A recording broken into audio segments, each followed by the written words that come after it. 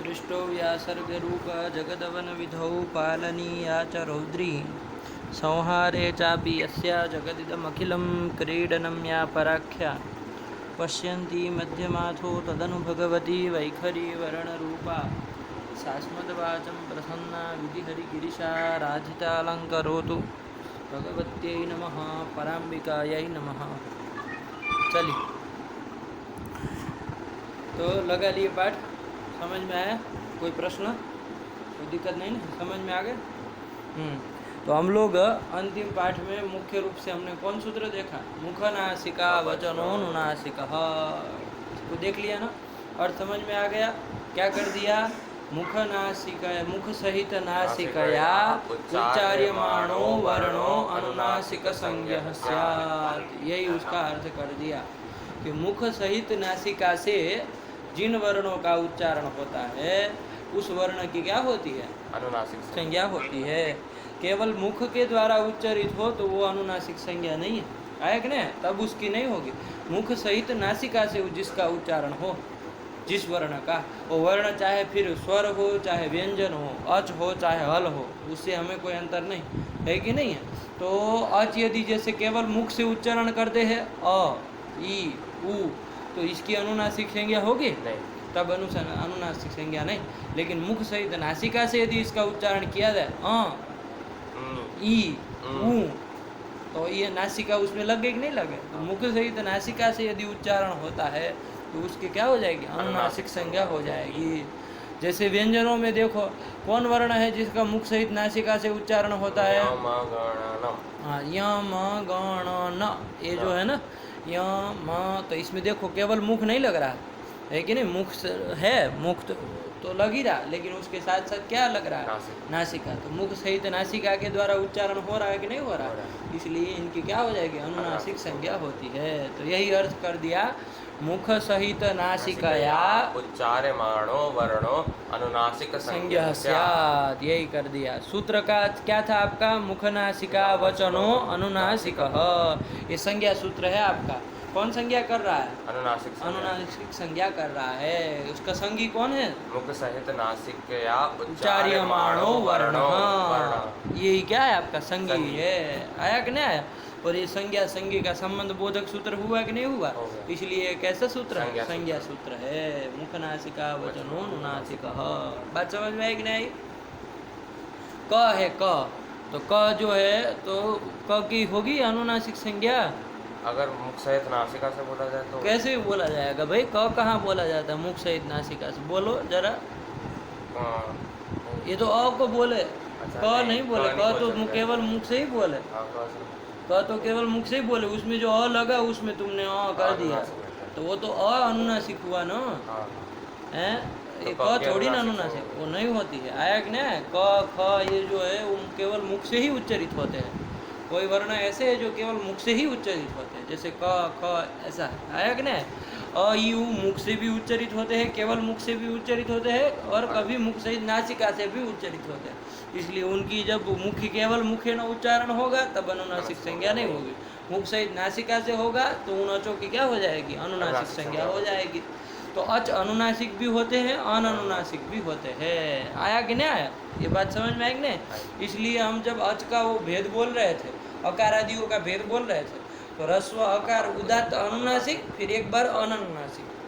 क्योंकि जब ऐसा उच्चारण होगा मुख सहित नासिका तभी अनुनासिक होगा, वरना अननुनासिक होगा। आया कि नहीं? अब ये यमगणनम जो है वो हमेशा, वो कभी भी केवल मुख से उच्चारित हो ही नहीं सकते। आया कि नहीं? तो हमेशा वो अनुनासिक संज्ञा होगी।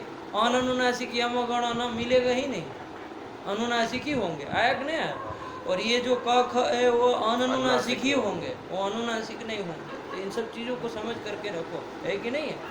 स्वर में ऐसा है कि उसका आप जैसे उच्चारण करेंगे उसके आधार पर वो अनुनासिक है कि नहीं है, उसके अनुसार देखा जाएगा। आया कि नहीं? चलिए, बात समझ में आई? नहीं समझ में? हाँ, यही कह रहे हैं। तो यही मुख नासिका वचनो अनुनासिक, अनुनासिक संज्ञा करने वाला सूत्र आपको बता दिया, है कि नहीं है? अष्टादश भेद आपको ध्यान में है ना? वो सबके मतलब किसके किन किन वर्णों के अष्टादश? अ, ई, उ, री, इनके 18 अष्टादश भेद हुए ना? है कि नहीं है? वो हाँ, और री के द्वादश री के द्वादश दीर्घ अभाव के कारण। दीर्घ के अभाव के कारण। हाँ, और एज पूरे एज मतलब ए ओ आई औ इनके 12 इनके रस्व के अभाव रस्व के अभाव के कारण है कि नहीं है। तो इसलिए इस तरह का भेद, वो भी बोलना भी अभ्यास कर लिए कि नहीं। हाँ। ये देवानंद को भी करा दिए अभ्यास। देवानंद को आ रहा है कि नहीं आ रहा है? हाँ चलो, तो ये कर दिया, ठीक है ना। इसी बात को यहाँ पर तदित्थम करके वही अष्टादश भेद वगैरह सब बताया था। तदित्थम है कि नहीं है कि अ इ उ री ऐसा वर्णानाम प्रत्येकम अष्टादश भेदा, इन सबके 18 भेद होंगे। ऋवर्ण से द्वादश तस्य दीर्घाभावात् और ये चामपि द्वादश तेषाम रस्वाभावात्। ये रस्वाभावात् में कोई चिन्ह लगा दिया ना, वो स्टार जैसा कोई चिन्ह लगा दिया ना, उसका देखो नीचे स्टार करके वो प्रतीक लेकर वो कुछ लिख रहे हैं। क्या लिखा है? अचाम अष्टादश भेद विवरणम। अचो का मतलब स्वरों का अष्टादश भेद जो है उसका विवरण एक कोष्ठक में डाटा के रूप में बना करके आपको दे दिया है ना। कोष्ठक बना दिया, तो कोष्ठक में देखो कर दिया ये रस्व भेदा, दीर्घ भेदा और प्लुत भेदा, 3 कर दिए है कि नहीं है। 3 लकीरें खींच दिए कि भाई रस्व भेद, रस्व जो भी होंगे उनके भेद। तो रस्व उदात्त अनुनासिक, रस्व उदात्त अननुनासिक, रस्व अनुदात्त अनुनासिक, रस्व अनुदात्त अननुनासिक, रस्व स्वरित अनुनासिक, रस्व स्वरित अननुनासिक, दीर्घ उदात्त अनुनासिक, दीर्घ उदात्त अननुनासिक, दीर्घ उदात्त। ये रस्व के ही बोलने थे, रस्व के ही बोलने थे। रस्व उदात्त अनुनासिक, रस्व उदात्त अननुनासिक, रस्व अनुदात्त अनुनासिक, रस्व अनुदात्त अननुनासिक, रस्व स्वरित अनुनासिक, रस्व स्वरित अननुनासिक, है कि नहीं। तो रस्व जो वर्ण रस्व संज्ञक होते हैं उनके 6 भेद हो जाएंगे। तो रस्व संज्ञा किन किन वर्णों की होती है? अ ई उ रिल री, रील री, री और री, रिल री नहीं, री और री अलग अलग बोलो। ई उ री री ये होते हैं ना। तो देखो ऊपर वो 4-5 ठो लिख भी दी है, अ ई उ री री, इनके रस्व होते हैं ना। तो रस्व जो भी होंगे उनके ये 6 भेद मिल जाएंगे। आया कि नहीं आया? हाँ। फिर दीर्घ भेद भी इसी तरह कर दिए। दीर्घ उदात्त अनुनासिक, दीर्घ उदात्त अननुनासिक, दीर्घ अनुदात्त अनुनासिक, दीर्घ अनुदात्त अननुनासिक, दीर्घ स्वरित अनुनासिक, दीर्घ स्वरित अननुनासिक। ये कर दिया। ये भी 6 हो गए दीर्घ। अब दीर्घ वाले कौन कौन है? दीर्घ संज्ञा कौन कौन? अ उ री, अ ई क्रम से बोलो सही से। ई उ री ए ओ आई औ। री नहीं आएगा इसमें, देखो वही लिख दिए। कितने आ गए? अ ई उ री 4 इधर हो गए और ए ओ आई औ 4 इधर हो गए, तो 8 हो गए ना। तो 8 ये दीर्घ है, तो इनके भी इनके क्या हो जाएंगे? 6 इधर मिल गए, है कि नहीं। दीर्घ जो भी है। तो इसी तरह प्लुत भेद कर दिए। प्लुत उदात्त अनुनासिक, प्लुत उदात्त अननुनासिक, प्लुत अनुदात्त अनुनासिक, प्लुत अनुदात्त अनुनासिक, प्लुत स्वरित अनुनासिक, प्लुत स्वरित अननुनासिक। प्लुत संज्ञा कौन कौन होते हैं? 9 सारे के सारे प्लुत तो जरूर होते हैं, है ना। कोई रस्व नहीं होता है, कोई दीर्घ नहीं होता, लेकिन प्लुत सब हो रहा है। तो इसलिए 9 लिख दिए। देखिए अ ई उ 3 हो गए, रिल री ये 3 इधर, ये और ओ आई ओ ये 3, 9 आपके स्वर सबके सब आ गए, है कि नहीं। तो प्लुत तो सबके होते हैं, तो ये 6 तो सबको मिलेंगे। प्लुत वाले भेद जो 6 हैं वो तो सबको रहेंगे। आया कि नहीं?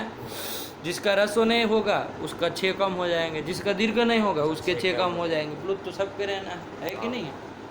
तो चलिए, तो किसी के 12 होंगे, किसी के 18 होंगे, है कि नहीं। बात समझ में आई कि नहीं। तो यही उन्होंने वो कोष्ठक बना दिया। हमको इस कोष्ठक से लेना देना नहीं, हम लोग अच्छे तरीके से अभ्यास कर लिए, ठीक है ना। एक एक का 18 का बोल के अभ्यास किए कि नहीं, लिखे कि नहीं लिखे। कल लिखने के लिए कहे थे ना, एक एक वर्णों का लिख लेना। दिखाओ जरा कैसे लिखे। कहाँ से? रस्व अकार वहाँ से। अरे ये कहाँ? ओ ये ओ औ कहाँ है? औ के ये क्या? दीर्घ औकार उदात्त अनुनासिक, बस ये ठीक कर दी, है कि नहीं। हो गया कि नहीं हो गया? देवानंद ने लिखा कि नहीं लिखा है?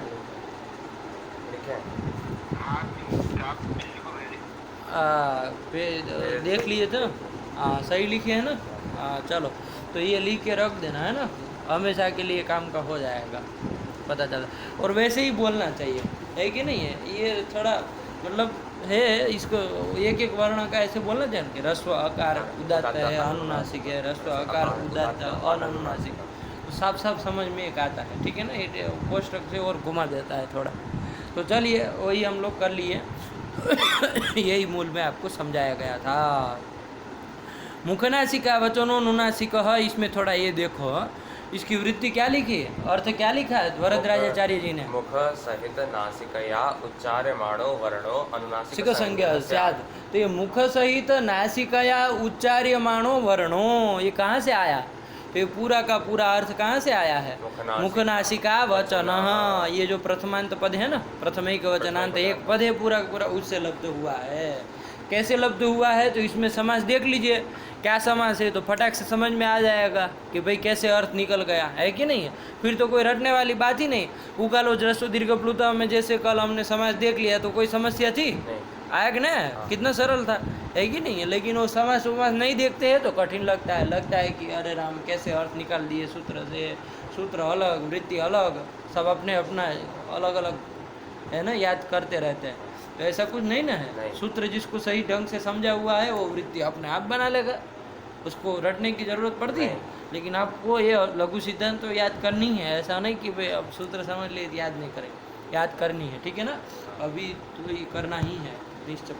लेकिन सूत्र से काफ़ी वो हो जाता है ना, पूरा अर्थ आसान हो जाता है कि कैसे निकला, तो यही हो जाएगा। तो यही आया आपका सूत्र है मुखनासिका वचनो नुनासिका। इसमें मुखनासिका वचन में थोड़ा देख लो, मुखनासिका वचन, इसको थोड़ा देख लो कौन समास है। तो देखो इसमें क्या कर देना, 7 नंबर देखो, इसमें टिप्पणी भी लिखी है। क्या लिखी है? 7 नंबर में टिप्पणी लिखी है, नीचे दिया होगा, देखो 7 नंबर, मुखे न सहिता मुख सहिता, कौन समास कर दिया? तृतीया तत्पुरुष, मुखे न सहिता। 7 नंबर मिला कि नहीं देवानंद? हेलो, मिला ना? हाँ, मुखे न सहिता मुख सहिता, ये कर दिया। तो ये कौन समास किया? तृतीया तत्पुरुष। मुख शब्द का सहित के साथ समास किया न, तो मुखे न कौन तृतीय है, तो तृतीया तत्पुरुष किया, है कि नहीं है। तो मुखे न सहिता मुख सहिता, इसका वो ये तो लौकिक, मुखे न सहिता है तो लौकिक विग्रह हुआ। अलौकिक विग्रह देवानंद बोल सकते हो?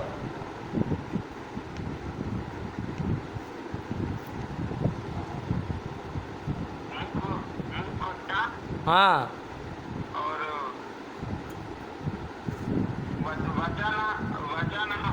कहाँ वचन आया? अभी मुखे न सहिता बोल रहे हैं। हाँ, और सहिता का कर दो प्रकृति प्रत्यय अलग।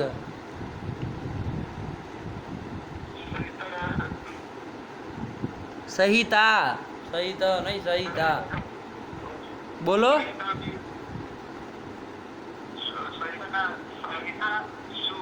हाँ, अरे संहिता कहाँ बनता है? रमा की तरह प्रथमा एक वचन का है ना, तो रमा में क्या होता है, रमा से सू लाते हैं ना, अब वो सू का लुक हो जाता है, जो भी होता है वो होता रहे, है कि नहीं, रमा बनता है। तो संहिता वैसे ही बना है ना, तो संहिता से क्या लाओगे? संहिता टाबंत शब्द है, संहिता से क्या लाओगे? सू लाओगे, तो क्या कर दोगे? अलौकिक विग्रह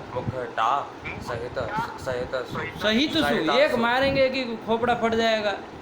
रमा शब्द है क्या कि रमा शब्द है? रमा। तो फिर संहिता शब्द है कि सहित शब्द है? संहिता। तो फिर काहे सहित सु बोल रहे हो? मुखटा संहिता सु, मुखटा संहिता सु, ये बन गया कि नहीं बन गया? इसका तृतीय तत्पुरुष समास कर देंगे, वो प्रातिपदिक संज्ञा कर देंगे, तो क्या हो जाएगा? जो विभक्ति है उसका सुप जो है उसका लुक हो जाएगा ना। तो किसका लुक हो जाएगा देवानंद? ये तो मूर्ख तरीका है, बोलो ना किसका लुक हो जाएगा। हाँ, तो ये बोलो ना सीधे, प्रत्यय काहे लगा के रखो? सुप का लुक सुप प्रत्यय ही होता है, और कौन होता है? फालतू का उत्तर देता है मूर्ख तरीका। ये अभी तक इतना पाठ नहीं लगा है क्या? प्रत्यय का लुक होता है। अरे किसका लुक होता है? सीधा उत्तर चाहिए हमको। ये क्या मूर्खों की भांति लगा रखा है? प्रत्यय का लुक होता है। किसका लुक होता है? टा और सु का, ठीक है ना। तो इसका लुक हो जाएगा तो क्या बचेगा? मुख संहिता। ये बना कि नहीं बना? इसका प्रथमा एक वचन में क्या बन जाएगा? रमा की तरह मुख संहिता, यही बन जाएगा कि नहीं बन जाएगा? यही मुख सहिता शब्द बन गया। मुखेन सहिता मुख मुख सहिता। सहिता। आया कि नहीं आया? अब वो मुख सहिता का नासिका के साथ समास करना है कि नहीं? मुख सहिता का हिंदी अर्थ बताओ। मुख सहिता मतलब मुख के साथ, मुख के सहित, मुख के सहित, है कि नहीं? मुख के सहित कोई दूसरा होगा। अभी कौन है ये कुछ इससे नहीं समझ में आ रहा। मुख सहिता से ये नहीं ना समझ में आता है कि साथ में कौन, ये नहीं आ रहा, लेकिन मुख के सहित इतना आ रहा है। आया कि नहीं? तो चलो कोई बात नहीं, अभी नासिका शब्द के साथ समास करेंगे। तो मुख सहिता बन गया तृतीय तत्पुरुष का। अब उसका समास करेंगे नासिका के साथ। तो कैसे करेंगे? मुख सहिता जो है वही नासिका है ना। हाँ। मुख सहिता कौन? नासिका। नासिका, यही कहना है ना हमको। तो मुख सहिता नासिका, नासिका कैसी? तो मुख सहिता। तो कौन समास करेंगे? बहुरी। बहुरी करेंगे। नहीं, मुख सहिता नासिका है ना। मुख सहिता जो है वही नासिका है, नासिका जो है मुख सहिता है। तो मुख सहिता चासो नासिका। अच्छा, मुख सहिता चासो नासिका, कर्मधारय से। कर्मधारय समास करेंगे। आया कि नहीं आया? कर्मधारय में क्या होता है? अरे भाई, विशेष से विशेषण दोनों एक ही होता है ना। हाँ। आया कि नहीं? जैसे कहा सुंदर पुरुष, ये कहा सुंदर चासो पुरुष, सुंदर पुरुष बनता है कि नहीं बनता है? तो वहाँ क्या होता है? जो सुंदर है वही पुरुष है, पुरुष है वो सुंदर है, दोनों एक ही है ना। तो कर्मधारय में अभेद होता है, दोनों पदार्थ एक ही होते। विशेष्य और विशेषण दोनों क्या होते हैं? एक ही होता है, एक ही पदार्थ होते। सुंदर पुरुष का सुंदर पुरुष है ना। तो इसमें सुंदर कौन है? विशेषण, विशेषण है, लेकिन कौन है सुंदर? तुम हो कि वो पुरुष है? साला पुरुष, पुरुष, पुरुष है ना। सुंदर कौन है? पुरुष है। और पुरुष क्या है? सुंदर है। तो सुंदर जो है वही पुरुष है, पुरुष है वही सुंदर है कि नहीं है? तो कर्मधारय में क्या होता है? विशेषण और विशेषण, विशेषण और विशेष्य के बीच में अभेद होता है ना। अभेद होता है मतलब एक ही होते हैं दोनों। आया कि नहीं आया? ऐसा जहाँ वहाँ कर्मधारय समास होता है। बात समझ में आई कि नहीं आई? तो चलो, इतना ज़्यादा ना आए तो 400 वाला तो आपको खोपड़ा में भरा ही है कि कर्मधारय समास होता है कि नहीं है? तो यहाँ क्या कहा? मुख सहिता चासो नासिका, है कि नहीं है? मुख सहिता चासो नासिका। नासिका कैसी नासिका? मुख सहिता, मुखेन सहिता इत्यर्थ। आया कि ना? तो मुख सहिता नासिका, मुख सहिता चासो नासिका इति मुख नासिका। ये कौन सा समास हुआ? कर्मधारय समास। कर्मधारय समास हुआ। इसमें लौकिक विग्रह बोलो जरा देवानंद।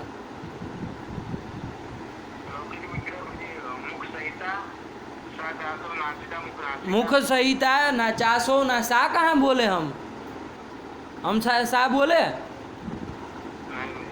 तो कहाँ बोल रहे हो? तो हाँ, मुख सहिता चासो नासिका। अरे वो टिप्पणी में सा चासो लिख रहे, तो वो सा मतलब मुख नासिका। वो आपको पूर्व का परामर्श कर लेना, इसलिए वो सा लिख दिए। लेकिन हम जब मुख सहिता बोल ही रहे हैं तो फिर क्या सा?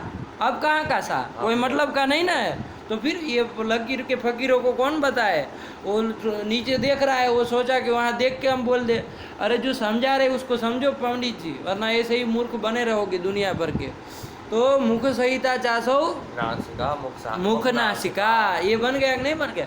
अब देखो, आप कहेंगे ये बड़ा विचित्र हो गया। मुख, अरे नीलम चतद उत्पलम इति नीलोत्पलम, ये बनता है कि नहीं बनता है? नीलम चतद उत्पलम इति नीलोत्पलम, है कि नहीं है? अब यहाँ पर भी ऐसे क्या बनना चाहिए? मुख सहिता चासो नासिका इति मुख नासिका बन रहा है। लेकिन ध्यान दो, अलौकिक विग्रह क्या करोगे?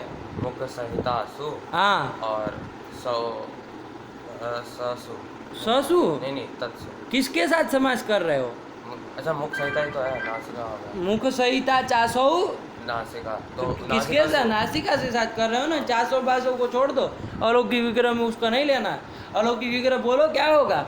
मुख सहिता सु नासिका सु। क्या होगा देवानंद? यही अलौकिक विग्रह हुआ ना। अरे मुख सहिता का नासिका के साथ समझ कर रहे। वो चासो तो इसलिए बोल रहे कि मुख सहिता जो है असो नासिका, वही नासिका है। आया कि नहीं आया? हाँ। मुख नासिका जो है वही नासिका है। ये तो अर्थ बताने के लिए वो आया। बात समझ में आएगी नहीं? हमको तो नासिका के साथ ही समास करना है ना। हाँ। तो क्या हो गया? मुख सहिता सु नासिका सु। इसका समास कर दिया है ना। कर्मधारय समास कह ले ना इसको, तो कर्मधारय समास कर दिया, प्रातिपदिक संज्ञा कर दी। अब सुप लुक हो जाएगा ना, सुप धातु प्रातिपदिक जो से, तो किसका लुक हो जाएगा देवानंद? दोनों सु का, ठीक है ना, लुक हो जाएगा। तो अब क्या बचा मुख सहिता नासिका। है? ये बचा ना, मुख सहिता नासिका, ये बचा ना। तो ये बचा। अब देखो कोई एक वार्तिक आता है ना, कोई एक वार्तिक है कि जिससे क्या हो जाता है, ये संहिता का लोप हो जाता है। क्या हो जाता है? संहिता का लोप हो जाता है। तो क्या संहिता का लोप कर दिया कोई वार्तिक है ना, उत्तर पद लोपस्य उपसंख्यानम ऐसा करके आता है ना, तो जो भी है उससे क्या हो जाएगा, उत्तर पद का लोप, संहिता का लोप हो जाता है। बात समझ में आएगी नहीं? तो संहिता का लोप कर दिया तो क्या बचा? मुख नासिका। मुख नासिका। संहिता का लोप हो गया किसी वार्तिक से तो क्या हो गया? मुख नासिका। बन गया कि नहीं बन गया? तो यही मुख नासिका शब्द बन गया। देखो क्या लिखा उन्होंने टिप्पणी में, मुखे न संहिता मुख संहिता, ये तो कौन समास कर दिया? कर्मधारय तृतीया तत्पुरुष समास कर दिया। और फिर क्या लिख रहे हैं? साचा सौ नासिका। सा से किसको लेंगे? मुख संहिता। मुख संहिता को लेंगे। तो मुख संहिता चासो नासिका च इति मुख नासिका, ये कौन समास हुआ? कर्मधारय समास हुआ। और इसको भी मध्यम पद लोपी समास भी कहते हैं। क्या कहते हैं? मध्यम पद लोपी। मध्यम पद का लोप हुआ ना, मुख संहिता नासिका ये सब बनने जा रहा था, लेकिन वो संहिता का क्या हो गया?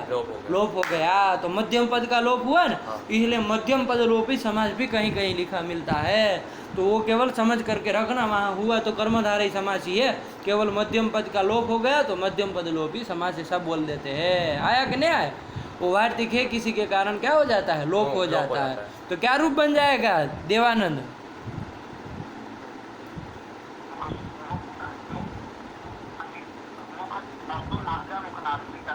मुख संहिता चासो नासिका। अलौकिक विग्रह यही बोलेंगे, अलौकिक विग्रह भी मुख संहिता सु नासिका सु यही करेंगे, है कि नहीं? उसमें नहीं बदल देना है, उसमें संहिता का नहीं करना है। वो शुभ लुक हो जाने के बाद मुख संहिता नासिका बनने जा रहा था ना, उस समय संहिता का लोप कर देंगे। तो क्या बचा? मुख नासिका ये बचा। तो यही बन गया। उसका प्रथमा एक वचन में क्या बन जाएगा? मुख नासिका। लेकिन ये मुख नासिका का हिंदी अर्थ कोई पूछे तो क्या बताओगे? मुख सहित नासिका। मुख सहित नासिका यही अर्थ होगा ना।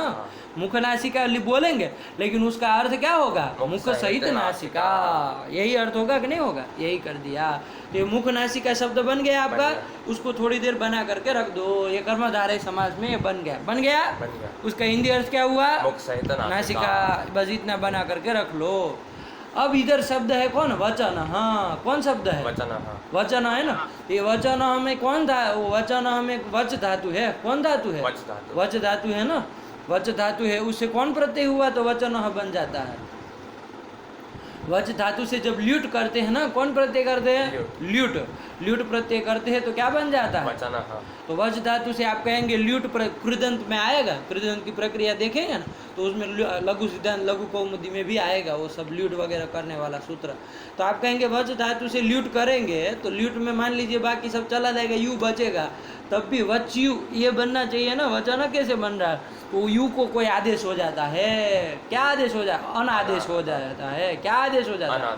अन आदेश हो जाता है। अन आदेश किसको? यू को। यू और ना को एक सूत्र आएगा तो यू को क्या हो जाता है? अन आदेश। ऊ को अ का आदेश ये करता है वो। तो यू को अन आदेश हो जाएगा तो वच आगे क्या हो गया? अन हो गया। मिला दो क्या हो गया? उसका प्रथमा एक वचन में क्या बनेगा? वचन। हाँ, ये बनेगा। आया कि नहीं? ये तो आपको प्रक्रिया। लेकिन वचन का मतलब क्या? वचन मतलब क्या? तो वचन मतलब उच्यते असौ। उच्यते असौ इति वचन। हाँ, ये कर दिया। उस वचन का भी कोई है विग्रह बोलो तो क्या बोलोगे? उच्यते असौ इति वचन। हाँ, आया कि नहीं? ये जो ल्यूट प्रत्यय यहाँ किया ना, कर्म में हुआ है। ठीक है ना? कर्म में हुआ है। देखो ये जो प्रत्यय कृदंत के होंगे ना, वो सब ऐसा आएगा वहाँ पर कि कर्ता में होंगे, कर्म में होंगे, करण में होंगे, अधिकरण में होंगे। तो ये ल्यूट भी जो होगा ना वो करण में हो सकता है, अधिकरण में हो सकता है, भाव में हो सकता है, अलग अलग अर्थों में हो सकता है। आया कि नहीं? और जिस अर्थ में होगा उसके अनुसार अर्थ बदल जाएगा, है कि नहीं? जिस अर्थ में होगा उसके अनुसार अर्थ बदल जाएगा, शब्द वही रहेगा। वच धातु से ल्यूट प्रत्यय ही करेंगे, शब्द तो वचन बनना है लेकिन उसका अर्थ बदलता जाएगा। मान लीजिए आप क्या करेंगे? करण में करेंगे। क्या करेंगे? ल्यूट प्रत्यय मान लीजिए करण में कर रहे हैं तो क्या होगा? उच्यते अनेन। क्या करोगे? उच्यते अनेन। अरे करण में किया ना तो करण में कौन? तृतीय होती ना, इसलिए अनेन बोल रहा है। तो उच्यते अनेन इति वचन। हाँ, तो उच्यते अनेन मतलब जिसके द्वारा बोला जाए, उसको जिसके द्वारा बोला जाए। तो जिसके द्वारा एक करण हुआ ना, तो करण में ल्युट प्रत्यय किया तो क्या हुआ? उच्यते अनेन इति वचन। हाँ, जिसके द्वारा बोला जाए। तो किसके द्वारा बोला जाता है? मुख के द्वारा बोला जाता है। तो वचन शब्द का अर्थ क्या हो जाएगा? मुख हो जाएगा। अरे उच्यते अनेन, जिसके द्वारा बोला जाए उसको कहा जाएगा वचन। तो वचन शब्द का अर्थ क्या हो जाएगा? कब? यदि ल्युट प्रत्यय किसमें करे? करण में करे तो क्या हो जाएगा? उच्यते अनेन इति वचन। ऐसा हो जाएगा ना। वचन मतलब अब शब्द तो वचन ही है, लेकिन अर्थ उसका क्या हो गया? जिसके द्वारा बोला जाए। अब जिसके द्वारा बोला जाता है उसको वचन कहेंगे। तो मुख से बोला जाता है, मुख को क्या कहेंगे? वचन कहेंगे। मान लीजिए वही वच धातु से ल्युट हम कर रहे हैं, अधिकरण में कर रहे हैं, तो क्या करेंगे? उच्यते अस्मिन्।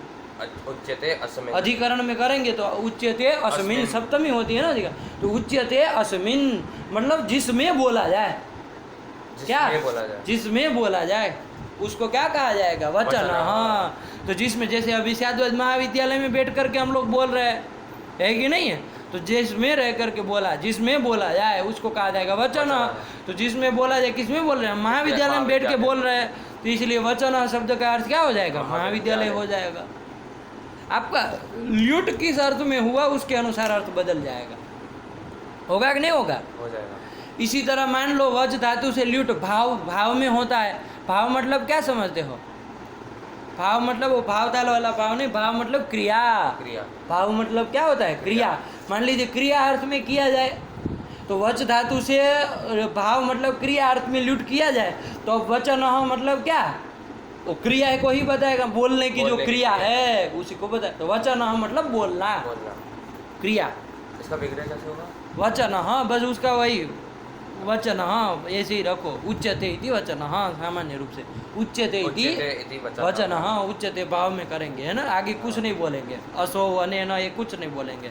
उच्यते इति वचन। हाँ, तो वचन मतलब क्या हो गया? बोलना। बोलने की जो क्रिया है उसी को क्या कह दिया? वचन। और जबकि भाव में चलेगा नपुंसकलिंग हो जाएगा, वचनम भी बोला सकता। नहीं कहते वचनम, है ना, वचनम। तो बोलना है कि नहीं है? तो ये से हो जाता है। ल्युट किस अर्थ में हुआ उसके अनुसार वचन शब्द का अर्थ बदल जाएगा। देवानंद समझ में आया कि नहीं आया? वच धातु से ल्युट आप किस अर्थ में कर रहे हैं? नहीं भी आ रहा है तो घबराओ मत, ठीक है ना। अभी फलितार्थ के रूप में अंतिम में दे देंगे, उसको पकड़ के रख लेना, ठीक है ना। थोड़ा बहुत संस्कार बना लो। वच धातु से ल्युट जिस अर्थ में होता है उसके अनुसार अर्थ बदल जाता है। आया कि नहीं? अब मान लो कर्म में किया हमने, वच धातु से ल्युट हम कर्म में किए, तो कर्म में किए मतलब कर्म में क्या बनता है? अदस। वो अदस शब्द का असौ बनता है ना। अरे करण में क्या बनता है? तृतीया में अनेन बनता है, अधिकरण में अस्मिन बनता है, सप्तमी में अस्मिन बनता है, कर्म में उसमें क्या बनता है? असौ बनता है ना। तो उच्यते असौ। असौ कहाँ बनता है? उसका बनता है, अदस का बनता है, इदम का बनता है, अनेन। अदस का, अदस का असौ प्रथमा एक वचन में बनता है ना। तो उच्यते में कर्म उगता है। चलो उसको छोड़ो, कोई दिक्कत नहीं। उच्यते असौ ये करेंगे मतलब कर्म में करेंगे, मतलब क्या? उच्यते असौ क्या? जिसको उच्यते बोलो ना, पहले विग्रह तो बोलो, फिर जिसको फिसको फिर देखेंगे, दिमाग खराब करके रखा। उच्यते असौ इति वचन। हाँ, उच्यते असौ मतलब जिसको बोला जाए। जिसको बोला जाए। उच्यते असौ जिसको बोला जाए। उच्यते असौ मतलब जो बोला जाता है उसको क्या कहा जाएगा? वचन। हाँ, तो बोला जाने वाला जो है, मान लीजिए वर्ण बोला जाने वाला है, तो उस वर्ण को क्या कहेंगे? वचन। हाँ, आया कि नहीं? कब लाभ होगा ये? कर्म में जब हम ल्युट प्रत्यय लाएंगे, कर्म में ल्युट करेंगे तब। किस धातु से? वच धातु से। आया कि नहीं? इस तरह से अन्यत्र भी ल्युट आप जिस अर्थ में करेंगे उसके अनुसार अर्थ बदलता चला जाएगा। आया कि नहीं आया? नहीं समझ में आया? नहीं आ गया। क्या नहीं समझ में आया? नहीं समझ आ गया। देवानंद को क्या समझ में नहीं आया? आ गया। इस तरह दूसरा एक देख लो, जैसे पच धातु से हमने मान लीजिए ल्युट किया है, पच धातु से ल्युट कर रहे है ना। तो पच धातु से ल्युट करेंगे तो ल्युट का क्या बचता है? यू बचता है। यू को क्या हो जाएगा? तो क्या बन जाएगा? पचन। पचन। हाँ, यही बन जाएगा ना। अरे पच धातु से करेंगे क्या बन जाएगा? पचन। हाँ, तो अब मान लीजिए करण में करे तो क्या बन जाएगा? पच्यते पच्यते करण में कर रहे तृतीया अनेन अनेन पच्यते अनेन जिसके द्वारा पकाया जाए, जिसके द्वारा पकाया जाता है उसको क्या कहेंगे? पचन। क्या कहेंगे? पच्यते अनेन इति पचन। तो कोई मान लीजिए ऐसा कोई पात्र है जिसके द्वारा पकाया जाता है तो उसको क्या कहेंगे? पचन। आया कि ना? जिसके द्वारा पकाया जाता है। अब वो जो भी हो, है ना, पुल्लिंग में होगा तो पचन, वरना पचनी, वरना पचनम, जो भी होता रहे उसका हमें कोई मतलब नहीं। लेकिन पचन करण में किया तो ये अर्थ लाभ हो गया। मान लीजिए अधिकरण में किया जाए पच्यते अस्मिन् अस्मिन्, ये हो जाएगा जिसमें पकाया जाता है। तो मान लीजिए जिस घर में पकाया जाता है उस घर को क्या कहेंगे? पचन। अथवा तो जिस थाली में चाहे जिस पात्र में पकाया जाता है उसको क्या कहेंगे? पचन। जो भी आपकी विवक्षा है। आया कि ना? तो ये बदल गया। पच धातु से मान लीजिए ल्यूट में भाव में किया, भाव मतलब क्रिया क्रिया, तो पच्यते इति पचनम। तो भाव में मान लीजिए किया तो पचनम मतलब क्या हो जाएगा? क्रिया पकाना, पाक क्रिया। ये भाव में किया तो ये अर्थ हो गया। आया कि ना? और मान लीजिए कर्म में ल्यूट किया, किसमें किया? कर्म में, तो पच्यते असौ मतलब जिसको पकाया जाता है। जैसे मान लीजिए आप चावल को पका रहे हैं तो वो चावल को क्या कहेंगे? पचन। देखो कैसी शब्दों का महात्म्य है ना? पच धातु से ल्यूट ही कर रहे हैं, लेकिन जिस अर्थ में करेंगे उसके अनुसार वो पचन शब्द का अर्थ बदल जाएगा, है कि नहीं? तो ये शब्दों का सौंदर्य हमको मिलता है ना संस्कृत में। तो इसीलिए एक शब्द का बहुत सारे अर्थ निकल जाते हैं, है कि नहीं? बस आपको ध्यान रखना पड़ता है कि कौन से अर्थ में कौन प्रत्यय हुआ है। ये बात समझ में आई? नहीं भी आई है तो कोई दिक्कत नहीं है कि नहीं? प्रकृत में आई है यहाँ पर वचन मतलब क्या है? वच धातु से ल्यूट प्रत्यय किया, उसको अन हो गया तो क्या बन गया? वचन बन गया। यहाँ पर हमने ल्यूट वो सब नहीं किया है, करण में, अधिकरण में, भाव में नहीं किया। अभी तो किस में किया? कर्म में किया। तो क्या बोलोगे? विग्रह उच्यते असौ इति वचन। मतलब क्या इसका हिंदी अर्थ? जिसको बोला जाए, जिसको बोला जाए। आया कि ना? जिसको बोला जाए, तो जिस वर्णों को बोला जाए उस वर्णों को क्या कहेंगे? वचन।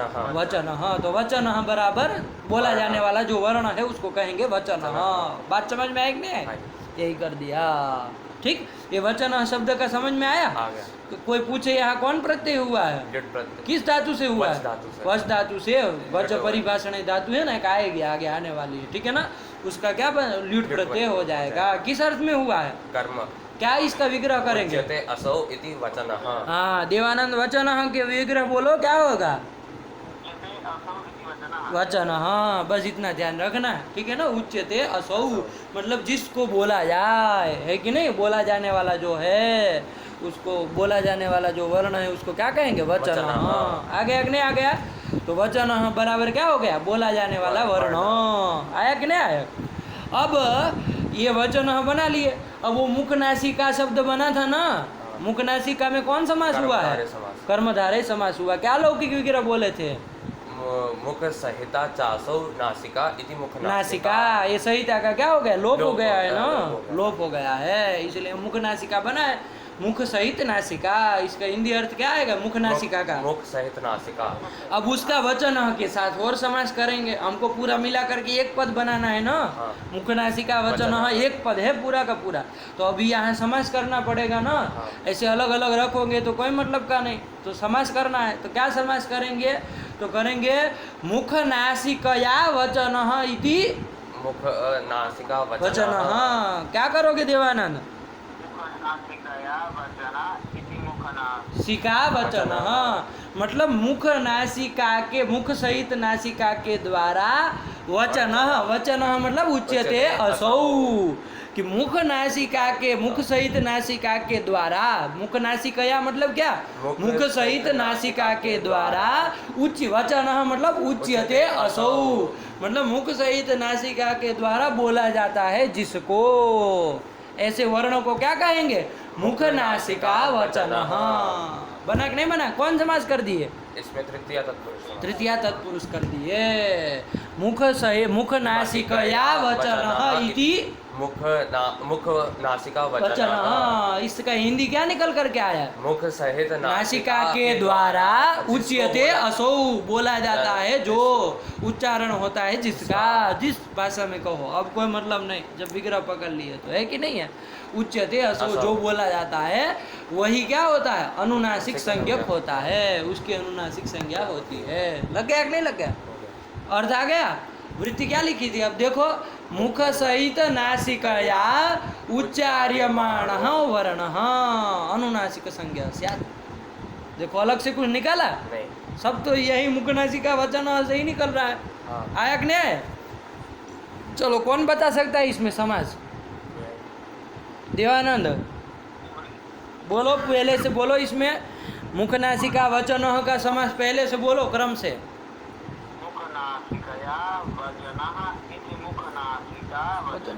ये तो सीधे अंतिम में कर दिया, क्रम से चलो ना। पहले मुख संहिता बनाओ, मुख नासिका बनाओ, मुख नासिका के बनाने के लिए मुख संहिता पहले बनाना पड़ेगा, तो क्रम से बनाओ, बनाओ। क्या हुआ? अलौकिक नहीं, केवल लौकिक बोलो ना भाई, दिमाग काहे चकरा रहे हो अपना।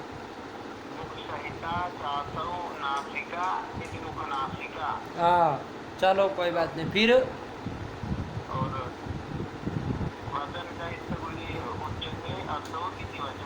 हाँ ये कर लिया, फिर हाँ ये हो गया। क्या समाज बोलो कि दिमाग खराब करोगे? कर्मधारय समाज, आगे समाज बोलो। मुख नासिका बन गया, अब क्या फिर वचनों के साथ समाज नहीं करोगे?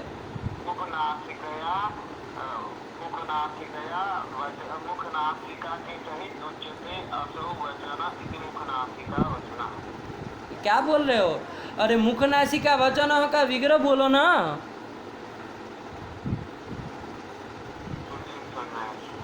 हैं? छोड़ो यार तुम, इसको बंद करो, हटाओ इसको, मूर्ख तरीका। बोलो तुम।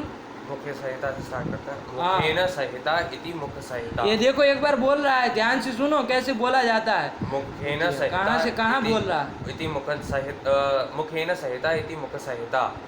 मुख संहिता चासौ नासिका इति मुख नासिका। कौन समाज इति हुआ? कर्मधारय समासः। इसको हम अलग करेंगे। फिर उच्यते असौ इति वचनः। मुख नासिकया वचनः इति मुख नासिका वचनः। ये कौन समाज इति, हुआ? तृतीया तत्पुरुष समास। नहीं समझ में आया? पूछो इसको, बोलो। भैया हाँ ये समझ आया आपको?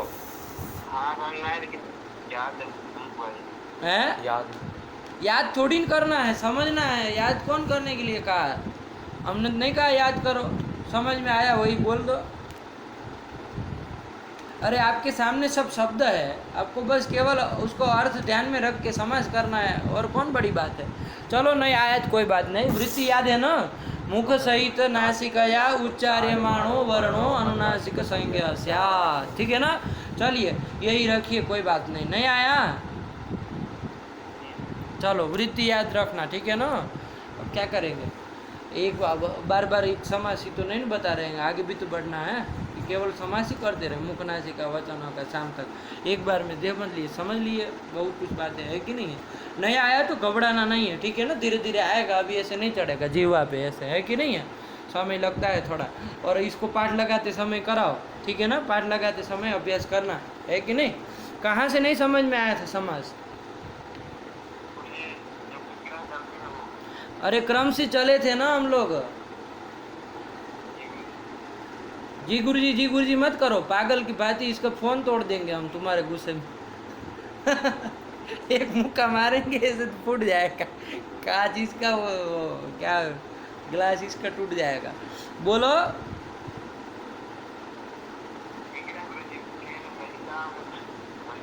कौन समास हुआ है मुख संहिता में? हाँ तो आ तो रहा है, क्या गलत है। चलो बोलो, आगे बोलो। मुख संहिता बन गया, फिर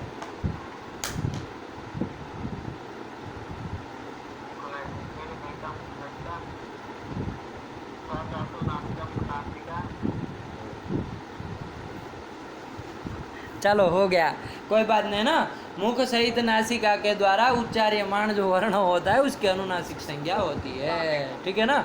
चलिए, जितना प्रसाद पकड़ में आया उतना अच्छा है, नहीं आया तो कोई दिक्कत नहीं है, वृत्ति याद रखनी है, ठीक है ना। चलिए, घबराहट नहीं है इसमें, वो तो आता रहेगा, समास वमास होता रहेगा, ठीक है ना। पाठ लगाते समय थोड़ा विचार कर लेना तो वो आ जाएगा। तो मुख नासिका वचनो नुनासिक, क्या अर्थ कर दिया? मुख सहित नासिकया उच्चार्यमाणो वर्णो अनुनासिक संज्ञा स्यात्। अनुनासिक संज्ञा स्यात्। अरे जब बता रहे हो ना तो ध्यान से सुनना पड़ता है, उधर क्रियाकलाप करते नहीं रहना है कि नहीं। अपना काम पता चला कि उधर कर रहे हैं, उधर ध्यान दे रहे, उधर ध्यान दे रहे, और या पाठ में कुछ चल रहा है कि नहीं है। अरे जहाँ नहीं समझ में आए तुरंत बोलना चाहिए ना। अब पूरा समझा दे उसके बाद कहे कि ये है ना वो है ना, तो कहाँ से आपको मूर्ख घोषित करके छोड़ देंगे, है कि नहीं है। चलिए, मुख सहित नासिकया उच्चार्यमाणो वर्णो अनुनासिक संज्ञा स्यात्, यही कर दिया है ना। और विग्रह से ही लाभ हुआ कि नहीं लाभ हुआ? मुख्य न सहिता मुख सहिता, कौन समास किया? तृतीया तत्पुरुष समास किया, ठीक है ना। वो तृतीय तत्पुरुष समास करके क्या मुख सहिता बन गया। इसका अर्थ हिंदी में क्या होगा? मुख के सहित, इतना ही हुआ।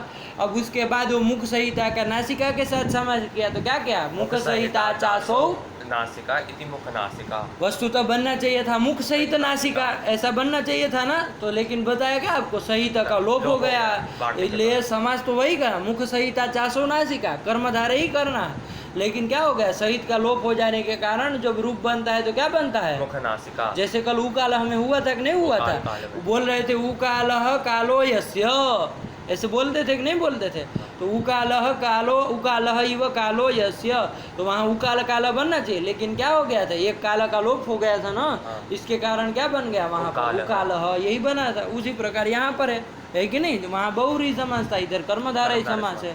तो यहाँ पर भी मुख सहिता चासो नासिका इति मुख नासिका कर्मधारय समास किया, सहित का लोप हो गया, इसलिए मुख नासिका ये बना। मुख से नासिका का हिंदी अर्थ क्या बोलोगे? मुख के सहित नासिका, यही हिंदी अर्थ होगा ना। जो विग्रह बोले उसके अनुसार हिंदी बोल देना है कि नहीं। मुख के सहित नासिका, उसको क्या मुख नासिका का मतलब क्या? मुख के सहित नासिका, ये हो गया। अब इसका वचन के साथ समास करो। वचन में क्या है थोड़ा समझ करके रख लेना कि कर्म में ल्यूट किया है तो क्या उसका विग्रह होगा, असौ इति वचन, इसको बना करके अलग रख लो। अब उस वचन के साथ उसका समास कर दो कि मुख नासिकया वचन इति मुख नासिका वचन। क्या बोले? मुख नासिकया वचनः इति मुख नासिका वचनः। कौन समास हुआ ये? तृतीय तत्पुरुष समास हो गया। आया कि ना? इसका हिंदी अर्थ क्या हुआ? मुख सहित नासिकाया, क्या था? मुख नासिकाया था ना, तो उसका हिंदी बोलो, मुख सहित नासिका के द्वारा।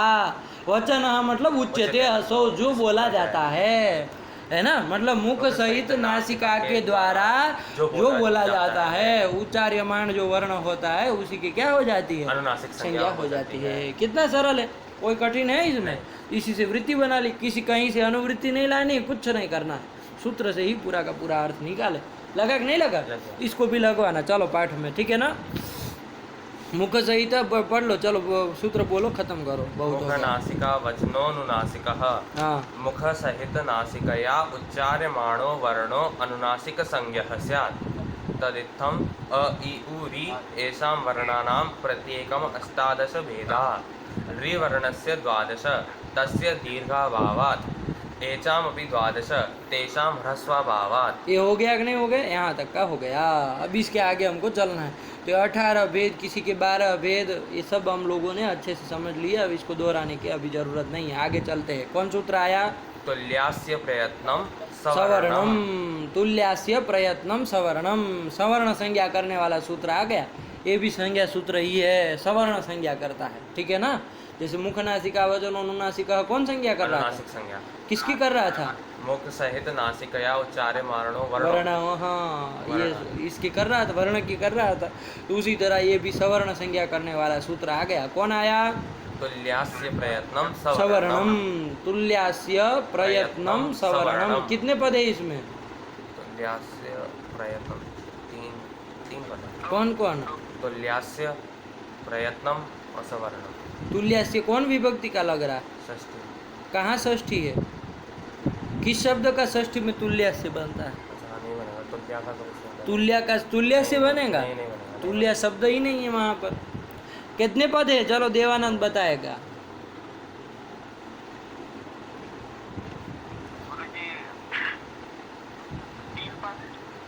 गुरुजी 3 पद हैं। गुरुजी को 2 ही पद है।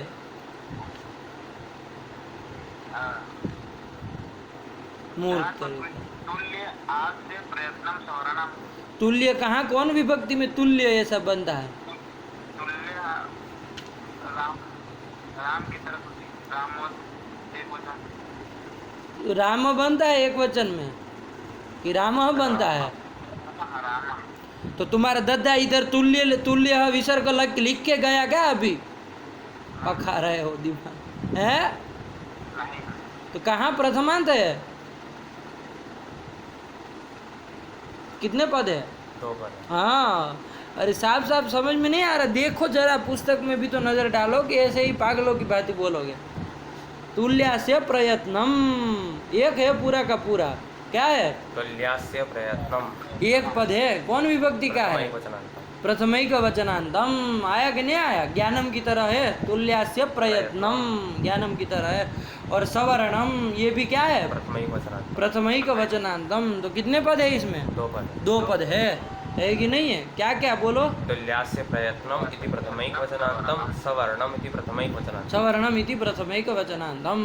आया कि नहीं? तो यही 2 पद वाला ये सूत्र है, तुल्यस्य प्रयत्नम सवर्णम। ठीक है ना? चलो इसकी वृत्ति देखी जाए। हो गया। क्या कह रहा है? तालवादी स्थानम। तालवादी स्थान है कोई? तालु आदि स्थान कौन कौन है? कंठ, तालु, दंत, मूर्धा, ओष्ठ। तालु आदि फिर तालु आदि में फिर तालु नहीं गिनना चाहिए ना? तालु आदि कहे तो आदि से कौन कौन लेंगे? कंठ, मूर्धा, दंत, ओष्ठ। दंत ओष्ठ ये सब तालवादी स्थान है कि नहीं है? तो तालवादी स्थानम ये हो गए। और आभ्यंतर प्रयत्नश्च दूसरा कौन हो गया? आभ्यंतर प्रयत्न। पहले कर दिया तालवादी स्थानम, तालु आदि स्थान, कंठ ये सब है ना। और आभ्यंतर प्रयत्नश्च आभ्यंतर प्रयत्न भी आगे बताने वाले हैं। ठीक है ना? प्रयत्नो द्विधा आभ्यंतरो बाह्यश्च करके। ठीक है ना? तो वो आएगा, कपड़ा ये मत। तो तालवादी स्थानम आभ्यंतर प्रयत्नश्च कितने हो गए? 2 हो गए ना? तो इति एतद्वयम ये जो 2 है, इति एतद्वयम, इति एतद्वयम ये 2 मतलब कौन 2? तालवादी स्थानम आभ्यंतर प्रयत्नश्च इति एतद्वयम। वहाँ पंक्ति लगाओ, वहाँ देखो संधि कैसे कर रहे हैं। तालवादी स्थानम आभ्यंतर प्रयत्नश्च इति एतद्वयम उसका संधि करके चेत्य एतद्वयम ऐसे कर दिए है। ठीक है ना? इति एतद्वयम यस्य वर्णस्य येन वर्णेन तुल्यम तन्मिथः सवर्ण संज्ञम स्यात् ये अर्थ कर दिए। मतलब तालवादी स्थान और आभ्यंतर प्रयत्न है कि नहीं है? ये दोनों जिस वर्ण का जिस वर्ण के साथ तुल्य होगा मतलब समान होगा, उसकी मिथः मतलब परस्पर में क्या हो जाएगी? सवर्ण संज्ञा हो जाएगी। आया कि नहीं आया? तालवादी स्थान और आभ्यंतर प्रयत्न ये दोनों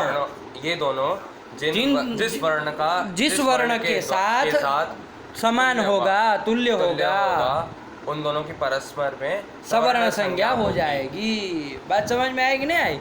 और के मोटे मोटे समझिए, अभी घटाएंगे एक आध जगह तो समझ में आएगा। ठीक है ना? क्या समझ में आया देवानंद? तालवादी स्थान और आभ्यंतर प्रयत्न ये दोनों जिस वर्ण के साथ आपस में तुल्य होंगे उनकी आपस में सवर्ण संज्ञा होगी। आया कि नहीं आया? उनकी सवर्ण संज्ञा होगी इन दोनों वर्णों की परस्पर। वो उसका सवर्ण ही कहलाएगा, वो उसका सवर्ण ही कहलाएगा। परस्पर में सवर्ण संज्ञा होगी। आया कि नहीं आया? यही सवर्ण संज्ञा करने वाला सूत्र है। क्या बोले? वृत्ति बोलो। तालवादी स्थानम आभ्यंतर प्रयत्नश्च इति एतद्वयम।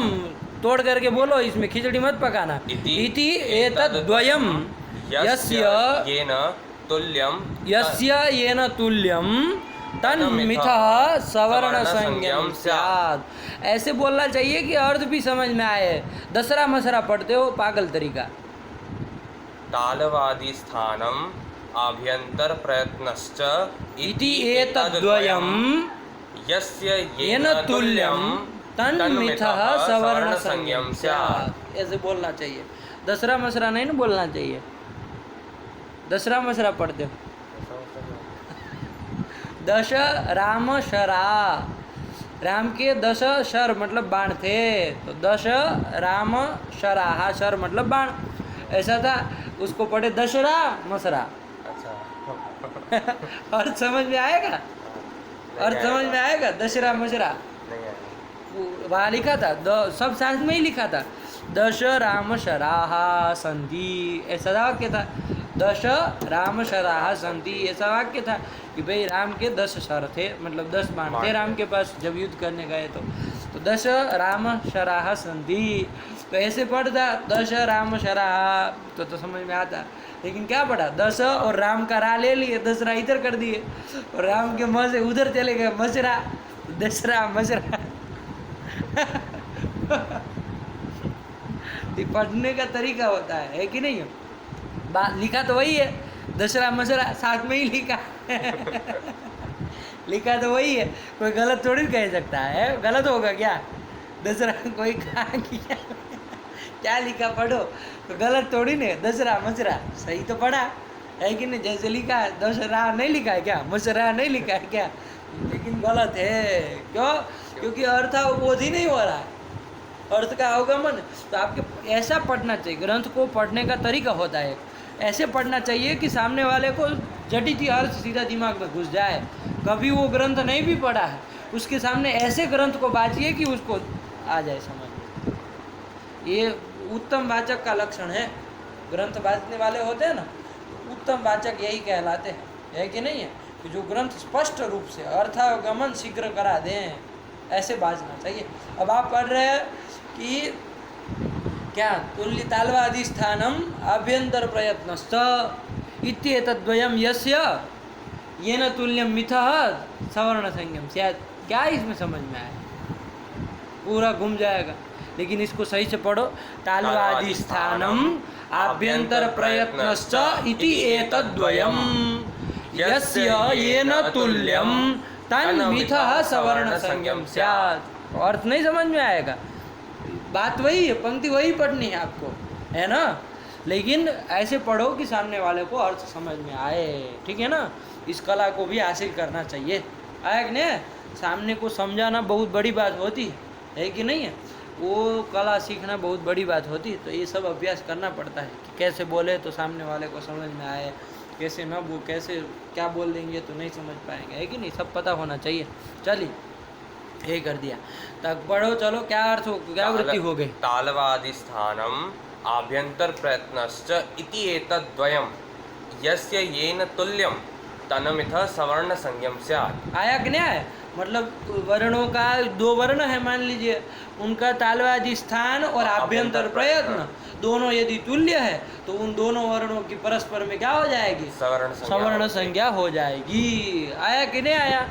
अभी जैसे हम लोग मोटे मोटे से देख लेते हैं, एक आध उदाहरण के तौर पे, क और ख, इनका देखते हैं। क्या देखते हैं? क और ख।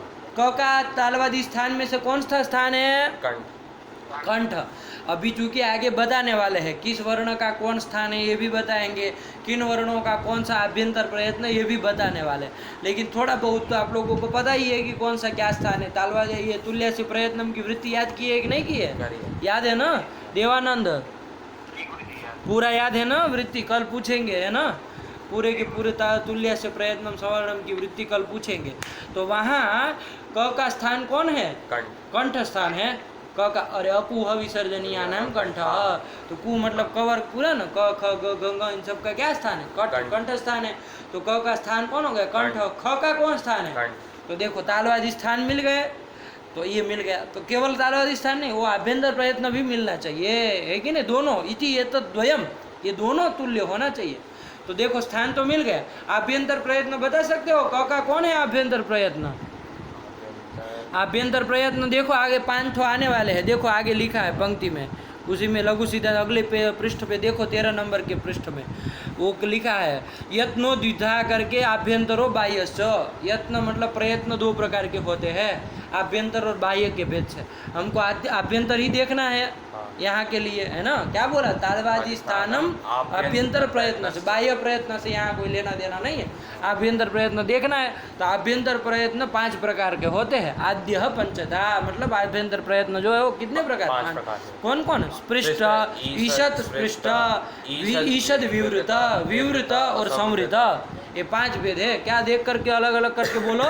स्पृष्ट, ईशद स्पृष्ट, ईशद विवृत, विवृत और संवृत, ये 5 हो गए कि नहीं हो गए? 5 स्पृष्ट, ईशद ईशद स्पृष्ट, ईशद विवृत, विवृत और संवृत, संवृत, संवृत। ध्यान से बोलना, एक भी गलत बोले तो मारेंगे मुंह का मुंह पे। कितने हो गए? 5। 5 आपके आभ्यंतर प्रयत्न हैं। इसमें क का आभ्यंतर प्रयत्न कौन है, बता सकते हो? स्पृष्ट, स्पृष्ट है। कैसे, क्या बोले हैं? स्पृष्ट स्पर्शानाम, तत्र स्पृष्टम प्रयत्नम स्पर्शानाम। स्पृष्ट प्रयत्न किनका होता है? स्पर्श संज्ञक जो वर्ण है उनका। स्पर्श संज्ञक वर्ण कौन है? तो उसके लिए और आगे बताएंगे। कादयो मावसाना स्पर्शा, क से लेकर के म पर्यंत आज जाएंगे कि नहीं जाएंगे? जाएंगे। वो इसमें नहीं है, अयुंडलिक में क से म तक नहीं जाना। हिंदी वर्णमाला। वो हिंदी जो आपकी वर्णमाला है वो संस्कृत की है। वो जो वर्णमाला है क ख ग घ ङ च छ ज झ ञ ट ठ ड ढ ण त थ द ध न प फ ब भ म, तो क से लेकर के म तक गए कि नहीं गए? वो सब के सब क्या संज्ञा है उसकी? कादयो मावसाना स्पर्शा, स्पर्श संज्ञा है। अब स्पर्श संज्ञा है, ये ध्यान रखना। और स्पर्श संज्ञक जो वर्ण होते हैं उनका कौन आभ्यंतर प्रयत्न होता है? तत्र स्पृष्टम प्रयत्नम स्पर्शानाम, स्पर्श संज्ञक वर्णानाम किम स्पृष्टम, स्पृष्ट संज्ञा, स्पृष्टम आभ्यंतर प्रयत्नम, स्पृष्ट आभ्यंतर प्रयत्न होता है। तो क का आभ्यंतर प्रयत्न कौन है? स्पृष्ट। और ख का? स्पृष्ट। देखो, तो क और ख का स्थान भी एक हुआ, कौन स्थान? कंठ, कंठ स्थान। और आभ्यंतर प्रयत्न भी स्पृष्ट, स्पृष्ट आभ्यंतर प्रयत्न हुआ। तो तालवादी स्थान और आभ्यंतर प्रयत्न ये दोनों क्या हो गए? तुल्य हो गए कि नहीं हो गए? किनके? क और ख के। तो घटाओ इसको।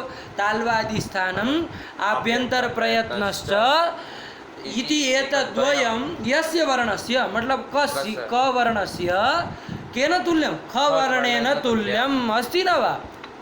अस्ति, तुल्य है कि नहीं है? आभ्यंतर प्रयत्न और तालवादी स्थान ये दोनों क और ख इन दोनों वर्णों के तुल्य है। तो क और ख परस्पर में इनकी क्या हो जाएगी? सवर्ण संज्ञा हो जाएगी।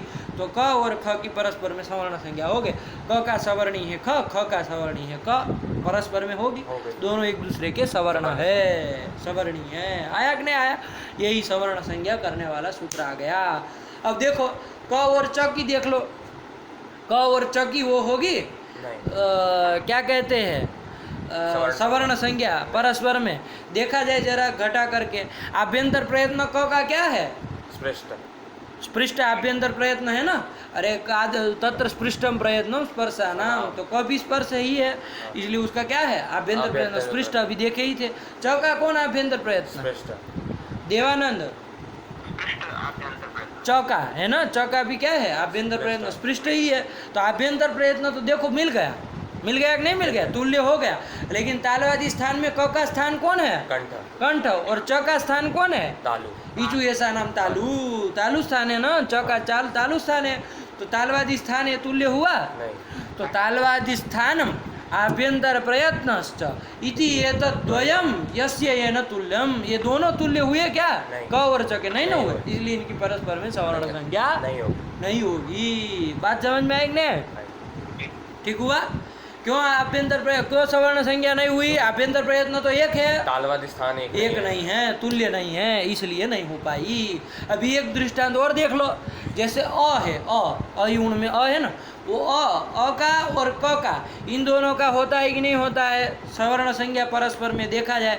अ का स्थान कौन है? कंठ, कंठ स्थान है। क का कौन स्थान है? कंठ, कंठ स्थान। मिल गया, आया कि नहीं? अ और क का तालवादी स्थान तो तुल्य हो गया कि नहीं हो गया? आभ्यंतर प्रयत्न देखा जाए, उसका आभ्यंतर प्रयत्न क्या है? अ का, अ का, अ का कौन है? क्या लिखा है? क्या पंक्ति है कि पता चल, किस पंक्ति से पता चल रहा है कि अ का विवृत है? विवृत स्वरा। विवृतम स्वराणाम, विवृतम आभ्यंतर प्रयत्नम केशाम स्वराणाम। स्वर किसको कहते हैं? अच को स्वर कहते हैं ना, अचह स्वराः, अच को स्वर कहते हैं। तो वो जो स्वर है अ जो आपका, उसका कौन आभ्यंतर प्रयत्न है? विवृत है। और क का आभ्यंतर प्रयत्न तो हम बार बार देख ही रहे हैं, कौन है? स्पृष्ट। तो आभ्यंतर प्रयत्न तुल्य हुआ? हो गया। हो गया? नहीं, आभ्यंतर प्रयत्न तुल्य नहीं हुआ। तो दद्दा तुम्हारा क्या पूछ रहा है यहाँ?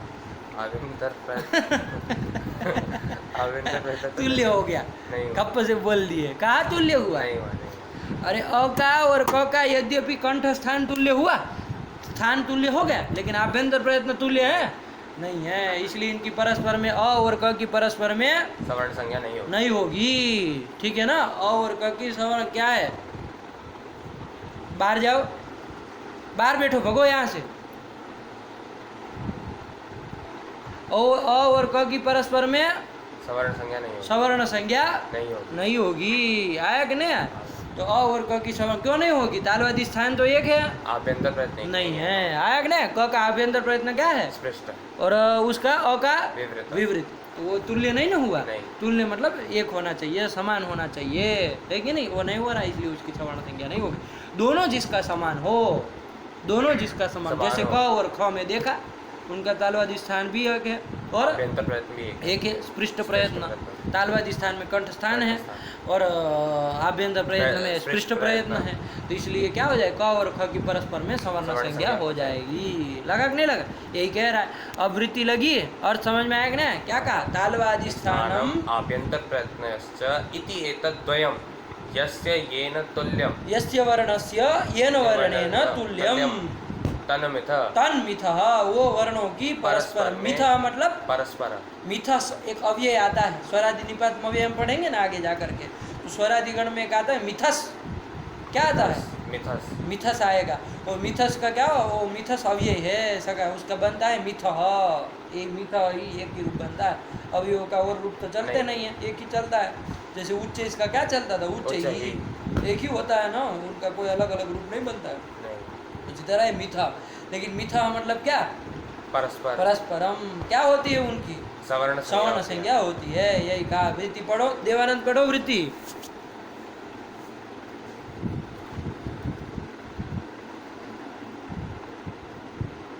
तालवाद दे भैया।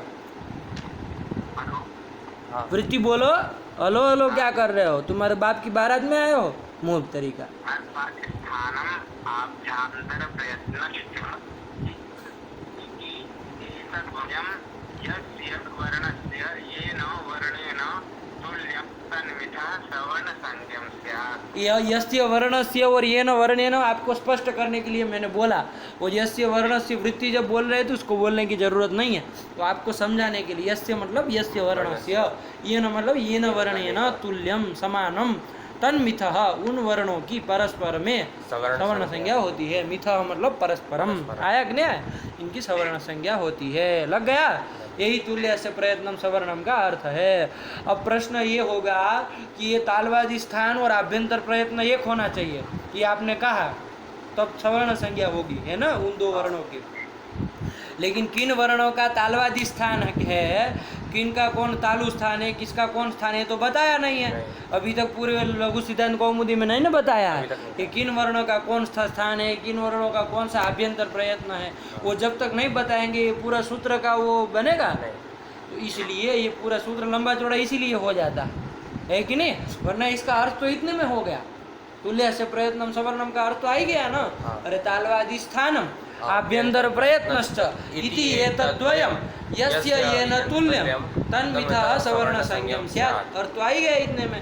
लेकिन इसकी वृत्ति इतना लंबा चौड़ा क्यों हो जाता है? क्योंकि बता रहे हैं कि भाई किन वर्ण का कौन स्थान है। ये जब जानेंगे तभी तो पता चलेगा कि समान है कि नहीं समान है कि नहीं है। और आभ्यंतर प्रयत्न जब तक नहीं बताएंगे किस वर्ण का कौन सा आभ्यंतर प्रयत्न है, तो समान है नहीं समान है पता चल पाएगा। तो इसलिए वो सब सारी की सारी अब आगे वही चर्चा हमको करनी है अंतिम तक, है कि नहीं है? चलिए उसी को क्रम से हमको जाना है। क्या आ रहा है? पढ़ो आगे। रिल री वर्णयोर मिथः सावर्ण्यम वाच्यम। ये वार्तिक आ गया। क्या है ये? रिल री वर्णयो इन दोनों री वर्णों वर्णयोर मिथा। हाँ। अरे तुम्हारे दादा अर्थ थोड़ी न पूछ रहा है पागल तरीका। रिल री वर्णयोर मिथः सावर्ण्यम वाच्यम। रील री वर्णयो हो, री और री, ये जो दो वर्ण है ना, इनका मिथः मतलब परस्परम, सावर्ण्यम वाच्यम, इनकी परस्पर में सवर्ण संज्ञा कहनी चाहिए, करनी चाहिए। आया कि नहीं आया? क्या री और री वर्ण और री वर्ण, इन दोनों वर्णों की परस्पर में सवर्ण संज्ञा कहनी चाहिए। तो क्यों भाई सवर्ण संज्ञा तो करने वाला कौन सूत्र था? तुल्यास्य प्रयत्नम सवर्ण, उससे नहीं हो रही थी क्या री और ली की सवर्ण संज्ञा? नहीं, तालवाद स्थान अलग है, ध्यान से समझो उसको। री का स्थान कौन है? नहीं, चलो स्थान को छोड़ दो। आभ्यंतर प्रयत्न क्या है री का? विवृत। अरे बता ही दिया, विवृतम स्वराणाम। तो स्वर जितने भी है सबका विवृत आभ्यंतर प्रयत्न है। तो री का आभ्यंतर प्रयत्न कौन है? विवृत है कि नहीं है? तो विवृत आभ्यंतर प्रयत्न। री जो है वो भी स्वर है, उसका भी आभ्यंतर प्रयत्न क्या होगा? विवृत होगा। तो विवृत आभ्यंतर प्रयत्न वाले कौन हो गए? री और री, दोनों का आभ्यंतर प्रयत्न तो तुल्य हो गया। तालवादी स्थान देखा जाए, देवानंद, री का तालवादी स्थान में से कौन स्थान है? मूर्धा स्थान है। ऋतु रसाणाम मूर्धा आने वाला है ना, तो री का मूर्धा स्थान है। और री का कौन स्थान है? ऋतु लसानाम तो दंत स्थान है। तो स्थान एक नहीं न हुए, स्थान तुल्य नहीं न हुए। तालवादी स्थान और आभ्यंतर प्रयत्न इति एतद्वयम् यस्य येन तुल्य, ये दोनों तुल्य होने चाहिए, तभी सवर्ण संज्ञा होती। तो री और री की सवर्ण संज्ञा हो पाएगी? नहीं, तो सूत्र से नहीं हो पा रही थी। और हमको उन दोनों की सवर्ण संज्ञा करनी थी, हमको करनी थी। तो इसके लिए अब सूत्र से तो हो नहीं रही, सवर्ण संज्ञा करने वाला एक ही सूत्र है, उससे हो नहीं रही है। तो आगे जा करके कौन आए? वार्तिककार आए। कौन? जिनका नाम क्या था? कात्यायन। उन्होंने आकर के क्या वार्तिक बना दिया, है कि नहीं है? कि भाई री और री वर्ण की भी परस्पर में सवर्ण संज्ञा होती है, वार्तिक बना दिया। सूत्र से नहीं न हो रही थी, और उसकी सवर्ण संज्ञा हमको करनी थी। अब उसकी परस्पर में सवर्ण संज्ञा करके क्या करना था वो सब बाद में विचार करेंगे, ठीक है ना? क्योंकि या संज्ञा सासा फलवती भवेत्। तो री और री की सवर्ण संज्ञा करेंगे तो उसका कोई फल होना चाहिए ना। उसके सवर्ण संज्ञा क्यों करनी है? चलो कोई कह दे क्या जरूरत है, ये क्या लगा के रखा है, नहीं होगी सवर्ण संज्ञा, क्या आपत्ति? उसकी जरूरत है, री और री की परस्पर में सवर्ण संज्ञा जरूरत है, करनी है। सूत्र से हो नहीं रही थी, इसलिए वार्तिककार ने क्या कर दिया? वार्तिक बना दिया। यही है वार्तिक, ठीक है ना? वार्तिक का लक्षण आया ना, क्या है? उक्तानुक्त दुरुक्तानां चिंता यत्र प्रवर्तते तम ग्रंथम वार्तिकम प्राहुः वार्तिकज्ञा विचक्षणाः। क्या है? लिख लो इसको, याद रखना। उक्तानुक्त दुरुक्तानाम, याद रखना इसको। अब आगे ये पहला वार्तिक है लघु सिद्धांत कौमुदी में आया हुआ, ठीक है ना? इसलिए यहाँ बता दे रहे। अब आगे वार्तिक आए तो सब छकर पकर मत करना। उक्तानुक्त दुरुक्तानाम चिंता यत्र प्रवर्तते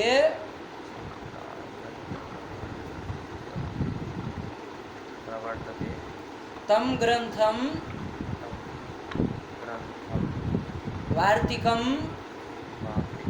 प्राहुः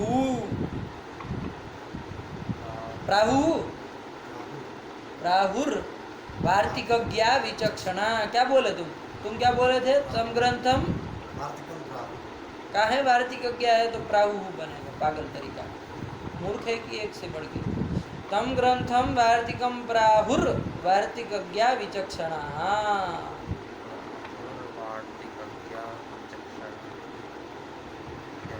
क्या इसका अर्थ है? पंडित जी को पूछते हैं, सुना जाए। उक्तानुक्त दुरुक्तानां चिंता यत्र प्रवर्तते तम ग्रंथम वार्तिकम प्राहुर वार्तिकज्ञा विचक्षणा। वार्तिकज्ञाः वार्तिकम ये जानन्ति। ये अब क्या लिख रहे हो? समझो कि अभी लिखे ही रहोगे दुनिया भर का। क्या लिखे बोलो?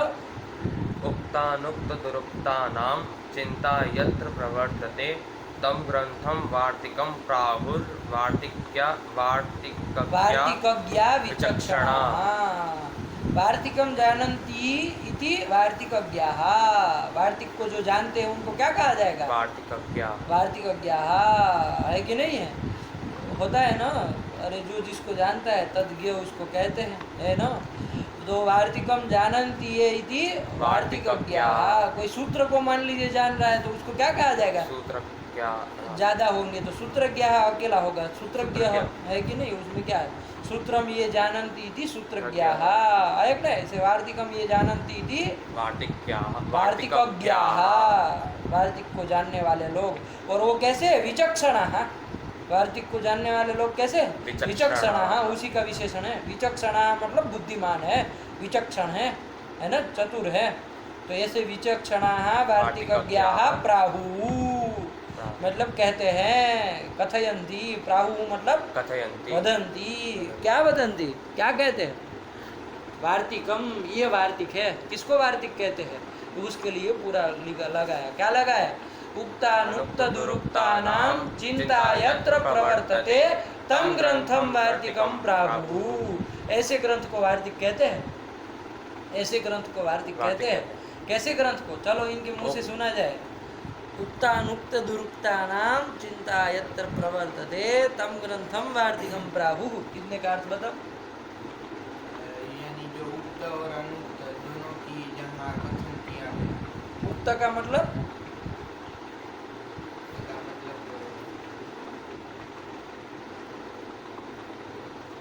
नियम वगैरह को पढ़ना। सूत्र में जो कहा गया, सूत्र में जो कहा गया उसको क्यों कहेंगे? स्पष्ट करने के लिए। क्यों ले? ये कौन बात होती, मतलब फालतू का बनाएंगे हैं? क्या उनके मन की मर्जी? उक्त अनुक्त दुरुक्त तीन ठो दिए। जैसे एक आध बताओ उक्त का।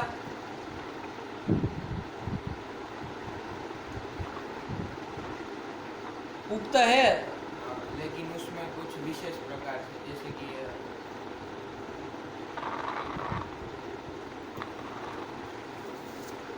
चलिए, उक्ता अनुक्त दुरुक्तानां चिंता यत्र प्रवर्तते।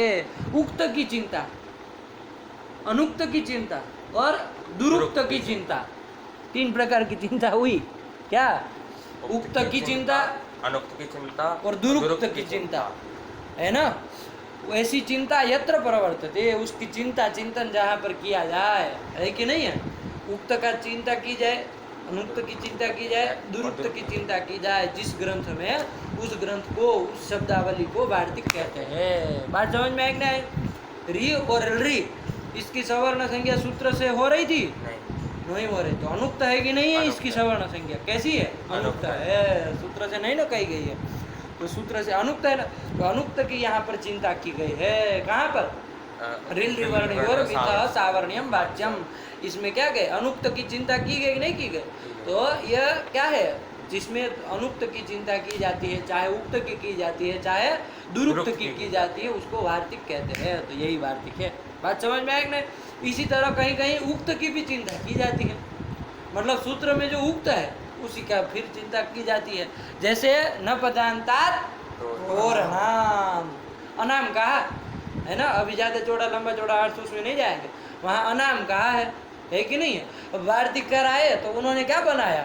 अनाम नवति नगरीणाम इति वाच्यम, है ना। अब उनको अनवति नगरीणाम, अनवति नगरियो हो ऐसा कह देना चाहिए ना, लेकिन अनाम भी बोल रहे, मतलब वार्तिक में जो उक्त है उसको भी फिर से कह रहे है कि नहीं है। तो उक्त का भी चिंतन करते हैं, चिंता करते हैं, जिसमें वो वार्तिक है। आया ना? कभी कभी दुरुक्त होता है, सूत्र में कोई चीज़ दुरुक्त थी, मतलब जल्दी से वो जटिति समझ में आने वाली ऐसी दुरुक्त थी, तो उसको भी जहाँ चिंतन किया जाता है वो वार्तिक कहलाता है। ठीक है ना। जैसे जैसे वार्तिक आता जाएगा वैसे वैसे देखते चले जाएंगे। लेकिन वार्तिक किसको कहते समझ में आएगा ना? उक्तानुक्त दुरुक्तानां चिंता यत्र प्रवर्तते, मतलब उक्तस्य चिंता यत्र प्रवर्तते, अनुक्तस्य चिंता यत्र प्रवर्तते, अथवा दुरुक्तस्य चिंता यत्र प्रवर्तते तम ग्रंथम, उस ग्रंथ को, उस वाक्यावली को, ग्रंथ मतलब वाक्यावली, कोई ग्रंथ ऐसा नहीं है, उस वाक्यावली को, उस शब्दावली को, जैसे ये एक शब्दावली हुई, यही ग्रंथ हो गया, यही शब्दावली। ग्रंथ मतलब क्या? शब्दावली, शब्द समूह, है कि नहीं? उसी को क्या कहते हैं? वार्तिक कहते हैं, है कि नहीं है। ये नहीं कि इनका बनाया हुआ एक बहुत बड़ा सा पोथा होगा उसको वार्तिक कहेंगे और उसमें जो एक एक आ रहे हैं उनको वार्तिक नहीं कहेंगे, ऐसा नहीं, इन्हीं को कह रहे हो वार्तिक। आया कि नहीं? तम ग्रंथम, उस शब्दावली को, ग्रंथ मतलब यहाँ वो शब्द, वो एक वो पुस्तक मत ले लेना ग्रंथ करके, ग्रंथ मतलब शब्द समुदाय, शब्दावली। तो ये शब्दावली है कि नहीं? रिवर्णयोर मिथः सावरणीयम वाच्यम, ये ग्रंथ है कि नहीं? तो ये शब्दावली है कि नहीं? तो इसी को वार्तिक कहते हैं। यहाँ कुछ उक्त की चाहे अनुक्त की चाहे दुरुक्त की चिंता कहेगी कि नहीं की गई, इसलिए इसको वार्तिक कहा जाता है। कौन कहते हैं? तो विचक्षणा वार्तिकज्ञा, चतुर विचक्षण बुद्धिमान जो वार्तिकज्ञ लोग थे वो इनको वार्तिक कहते हैं। बात समझ में आएगी नहीं? यही हो गया आपका ऋल्लिवर्णियों मिथः सावरणीयम वाच्यम वार्तिक के विषय में चर्चा हो गए। ये वार्तिक किसके द्वारा बनाया गया है? कात्यायन जी के द्वारा बनाया गया है ना। पाणिनि जी के बाद में हुए, कात्यायन आपके बाद में हुए हैं। तो उन्होंने तुल्यस्य प्रयत्नम सवर्णम देखा और पूरा अर्थ समझे, उनको लगा अरे री और री की तो सवर्ण संज्ञा इससे नहीं हो पा रही है, करनी है, तो वार्तिक बना दिए कि भाई देखो भाई ये चीज़ सूत्र नहीं हो रही थी लेकिन इससे सवर्ण संज्ञा होगी। आया कि नहीं? ऋल्लिवर्णियोर मिथः सावरणीयम वाच्यम, आया कि नहीं? चलिए चला जाए। तो ये अलग से एक वार्तिक भी साथ में सवर्ण संज्ञा चूंकि करने वाला था ना, इसलिए तुल्य से प्रयत्नम की वृत्ति लिख करके उसके बाद वार्तिक लिख दिया कि भाई ये भी एक ध्यान रखना, जिसका आतालवादी स्थान और आभ्यंतर प्रयत्न तुल्य होता है उनकी तो सवर्ण संज्ञा होती है, लेकिन री और ली की भी वार्तिक से होती है सवर्ण संज्ञा। आया कि नहीं? वार्तिक का समझ में आया? रिवर्ण यो हो मतलब रिवर्ण यो हो, मिथा मतलब परस्पर, सावर्णियम मतलब सवर्ण संज्ञा, या वाच्या, वाच्य वो सवर्ण संज्ञा होगी तो वाच्या, सावर्णियम होगा तो वाच्यम। आया कि नहीं? सवर्ण शब्द से कौन प्रत्यय करेंगे तो सावर्णियम बन जाएगा। शय, शय करते हैं ना तो सवर्ण से शय का य बचता है, सवर्ण य है और आदि वृद्धि हो जाती है, सावर्ण य, ण में अकार का लोप हो जाता है, सावर्णियम, वाच्यम, खत्म।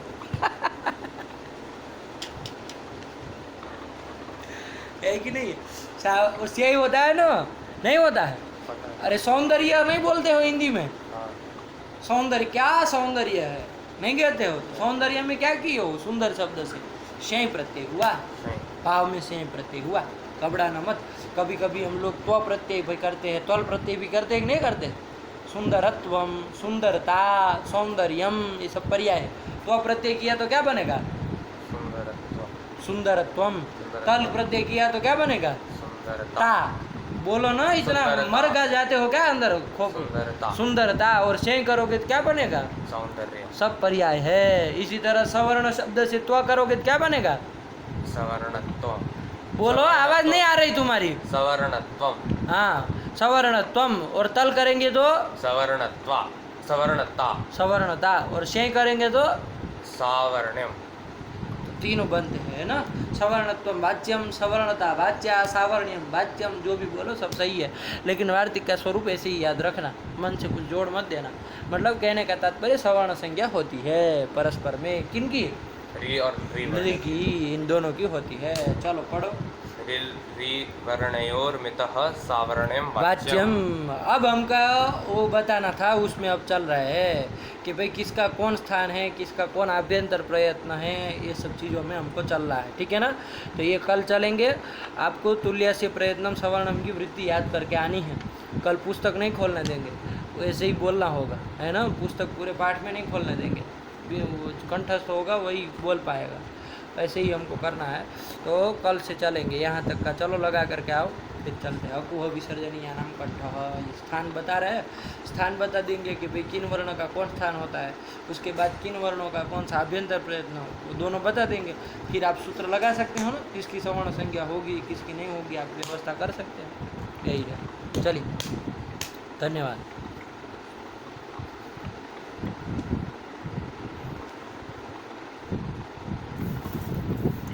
समझ में आया इसको? जी गुरुजी। आया? तुल रिली वो क्या वार्तिक का वो बोलो वार्तिक का लक्षण।